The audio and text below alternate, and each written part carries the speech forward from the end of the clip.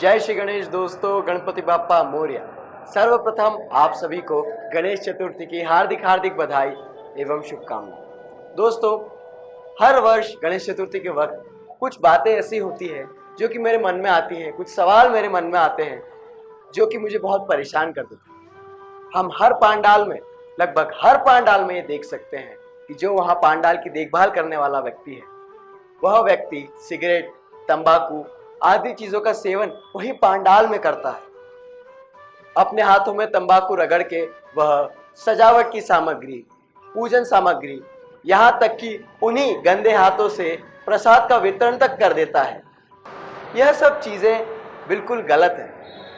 यह सब चीजें, यह आचरण बिल्कुल गणपति बाप्पा का अनादर करने के समान है। यह सब चीजें गणेश पांडाल में बिल्कुल भी नहीं होनी चाहिए।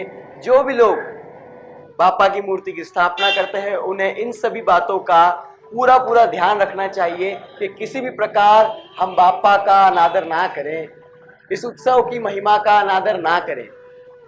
कई बार यह भी देखने को मिलता है, कहीं गली मोहल्ले में रात के वक्त जब दर्शनार्थियों की संख्या बहुत कम होती है, तब गली मोहल्ले के लड़के फिल्मी गाने बजाते हैं, अश्लील गाने बजाते हैं, उन पर डांस करते हैं अपने हंसी मजाक के लिए, जो कि पांडाल की गरिमा के बिल्कुल विरुद्ध है।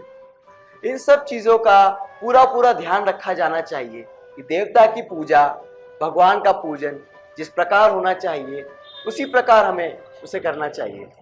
बिल्कुल भी हम ऐसी अनर्गल चीजें ना करें और पूरा ध्यान रखें कि हमसे कोई भी गलती ना हो रही हो। दोस्तों, हम बहुत बार ये भी देखते हैं कि जो मुख्य अतिथि है वे देरी से आते हैं। वे देरी से आते हैं तो बाप्पा की आरती करने में भी देरी कर दी जाती है। यह तो बहुत ही गलत बात है दोस्तों। कम से कम हम किसी भी व्यक्ति के लिए बाप्पा की आरती को देरी से चालू ना करें। जो समय है, रोज जिस समय पर आरती होनी चाहिए उसी समय पर बाप्पा की आरती की जानी चाहिए। किसी भी व्यक्ति विशेष के लिए उस आरती को देरी से बिल्कुल नहीं किया जाना चाहिए। दोस्तों, और जो मुख्य अतिथि होते हैं आरती के लिए, वे लोग मौजों के साथ ही स्टेज पर बाप्पा की प्रतिमा के इतने पास आ जाते हैं। उनके साथ ही साथ जो अन्य लोग स्टेज पर मौजूद होते हैं, वे भी बिल्कुल बिना हाथ पैर धोए बाप्पा की प्रतिमा के पास आ जाते हैं। जो भी संस्थापक है, जो भी आयोजक है, उसे कम से कम जो भी अतिथि है, जो भी लोग मंच पर उपस्थित होंगे, उनके हाथ पैर एक बार जरूर धुलवा देने चाहिए। हम दिन भर यहाँ वहाँ घूमते रहते हैं, पता नहीं कहाँ कहाँ जाते हैं, हमारे हाथ कैसे होते हैं।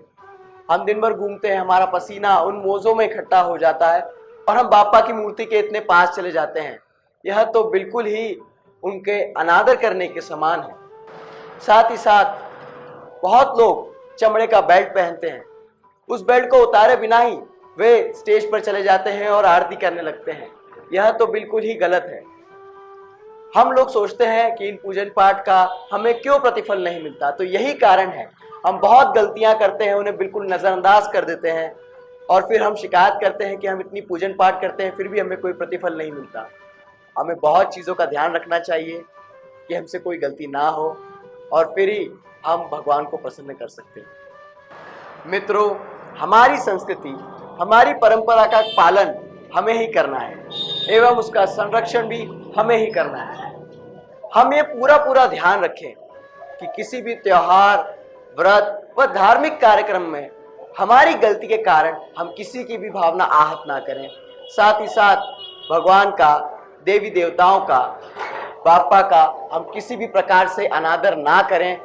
मैं दिल से कहता हूँ, बहुत बुरा लगता है जब भी कोई इस तरह की गलतियां करता है और बाप्पा का अनादर करता है। मैं धन्यवाद देना चाहता हूँ मंदिर प्रांगण के संचालकों को कि उन्होंने हमें इस प्रांगण में वीडियो बनाने की अनुमति दी।